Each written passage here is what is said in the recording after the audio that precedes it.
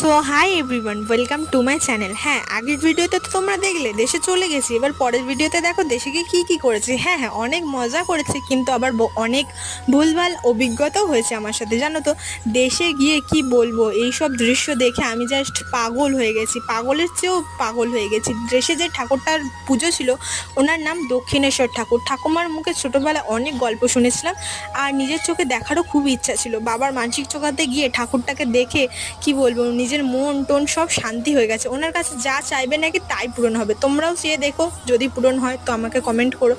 আর একটা কথা, দেশের ভিডিও এত ভালো ভালো আসতে চলেছে, আমি নিজের চোখে বিশ্বাস করবে না যে ওইসব দৃশ্য দেখেছি। আমি নিজেকে অনেক লাকি মনে করি।